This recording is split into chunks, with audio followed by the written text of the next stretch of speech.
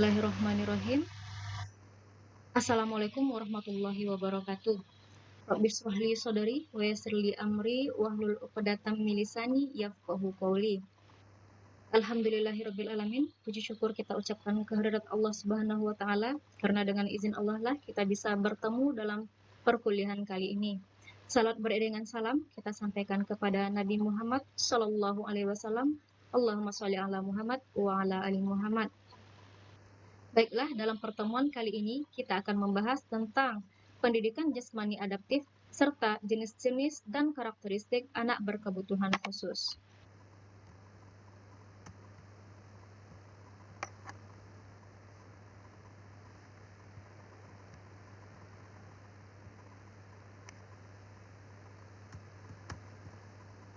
Oke, pendidikan jasmani adaptif adalah suatu sistem penyampaian layanan yang bersifat menyeluruh dan dirancang untuk mengetahui, menemukan, dan memecahkan masalah dalam kognitif, afektif, dan psikomotor. Kemudian menurut Hosni, pendidikan jasmani adaptif adalah pembelajaran biasa yang dimodifikasi dan dirancang sedemikian rupa sehingga dapat dipelajari dan dilaksanakan memenuhi kebutuhan pendidikan anak luar biasa atau anak berkebutuhan khusus. Jadi di sini pendidikan jasmani adaptif memberikan peran yang sangat penting sehingga anak berkebutuhan khusus tetap bisa merasakan bagaimana pendidikan jasmani seperti yang dirasakan oleh anak-anak seperti biasanya, namun dengan perlakuan khusus yaitu dengan memodifikasi dan merancang sedemikian rupa materi atau pembelajaran yang akan diberikan. Selanjutnya, tujuan pendidikan jasmani bagi anak berkebutuhan khusus adalah untuk menolong siswa dapat mengkoreksi yang dapat diperbaiki, kemudian membantu siswa untuk melindungi diri sendiri dari kondisi apapun yang memperburuk keadaannya melalui pendidikan jasmani tertentu. Kemudian, menolong siswa memahami keterbatasan, membantu penyesuaian sosial, dan mengembangkan diri dan mengembangkan perasaan harga diri. Faktor penyebab dari anak berkebutuhan khusus ini sudah dijelaskan pada pertemuan lalu, yaitu dari faktor keturunan, kemudian sebelum lahir, setelah itu saat kelahiran, kemudian setelah dari anak lahir.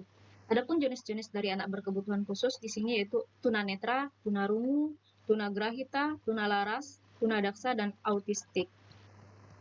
Bisa kita lihat di sini tunanetra adalah mereka yang penglihatannya menghambat untuk memfungsikan dirinya dalam pendidikan tanpa menggunakan material khusus, latihan khusus, atau bantuan khusus lainnya secara khusus. Ini menurut Hosni. Selanjutnya, tunanetra dapat kita kenali berdasarkan ciri-cirinya. Ini menurut Mujito, yaitu tidak dapat melihat, kemudian tidak dapat mengenali orang pada jarak 6 meter, kemudian kerusakan nyata pada kedua bola mata, kemudian sering meraba-raba atau tersandung pada saat berjalan, kemudian mengalami kesulitan mengambil benda kecil di dekatnya. Setelah itu, bagian mata yang hitam berwarna keruh, bersisik, dan kering. Kemudian matanya bergoyang-goyang. Selanjutnya, tunarungu. Istilah lainnya yaitu hendaya pendengaran. Adalah orang yang mengalami kekurangan atau kehilangan kemampuan pendengarannya, baik itu sebagian maupun secara keseluruhannya, yang diakibatkan tidak berfungsinya sebagian atau seluruh dari indera pendengaran tersebut.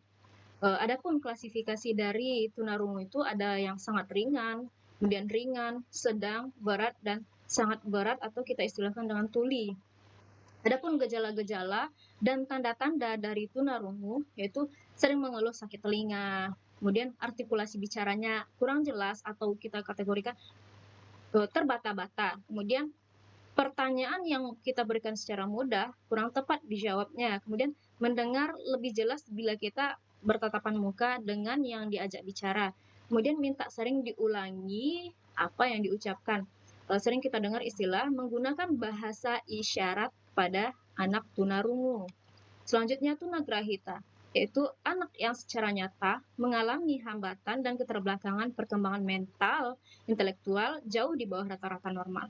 Selain itu, juga kekurangan dalam tingkah laku dan penyesuaian selama perkembangannya. Adapun pembagiannya menurut tingkat kecerdasan ada tunagrahita ringan, sedang, dan berat.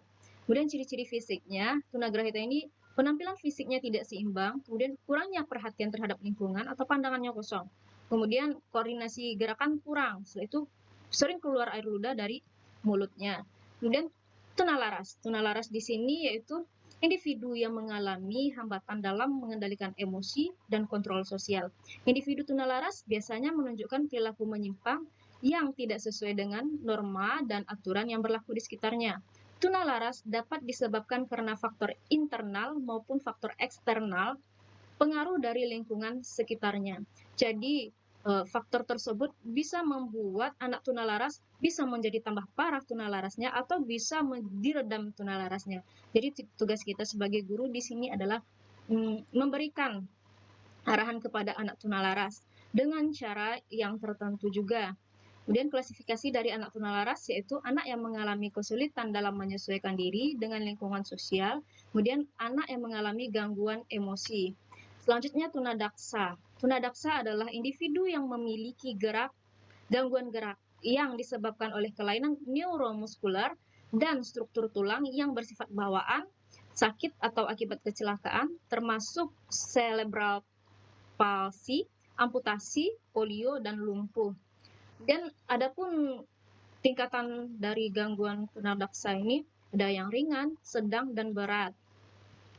Selanjutnya autisme. Autisme adalah gangguan mental yang muncul pada balita yang kemudian dicirikan oleh mental yang hanya sibuk dengan diri sendiri dan tidak adanya kemampuan untuk membentuk hubungan sosial, perilaku yang berulang-ulang, dan buruknya fungsi dalam berbahasa. Jadi kemudian beberapa atau keseluruhan karakter tersebut kita amati dari anak autisme yaitu hambatan dalam komunikasi, misalnya berbicara dan memahami bahasa. Kemudian kesulitan dalam berhubungan dengan orang lain atau objek sekitarnya, serta menghubungkan peristiwa-peristiwa yang terjadi. Jadi mereka bisa kita kategorikan di sini acuh tak acuh. Kemudian bermain dengan mainan atau benda-benda yang lain secara tidak wajar. Kemudian sulit menerima perubahan pada rutinitas dan lingkungan yang dikenalinya.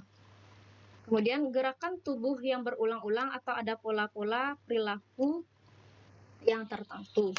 Jadi itulah jenis-jenis dari karakteristik anak berkebutuhan khusus yang mana jikalau kita besok temukan pada sekolah luar biasa, kalau seandainya saudara mengajar di sekolah luar biasa atau bertemu di lingkungan sekitar, maka saudara sudah dapat mengenali dari karakteristik anak-anak tersebut.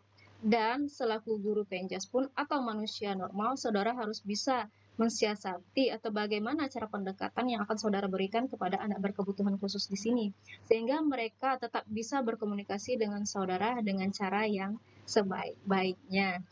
Oke. Di sini kita simpulkan bahwasanya tidak ada manusia yang mempunyai kekurangan, namun kita jadikan di sini adalah keistimewaan yang diberikan oleh Allah Ta'ala. Tugas kita di sini bukan meninggalkan, tapi merangkul dan memberikan pendidikan dan pembelajaran yang khusus sesuai dengan karakteristiknya, sehingga mereka pun tetap bisa melakukan atau mendapatkan pembelajaran yang layak sesuai dengan yang kita peroleh juga. Oke, untuk pertemuan kali ini kita cukupkan. Mohon maaf atas segala kekurangan. Terima kasih atas kerjasamanya. Zikrullah. Assalamualaikum warahmatullahi wabarakatuh.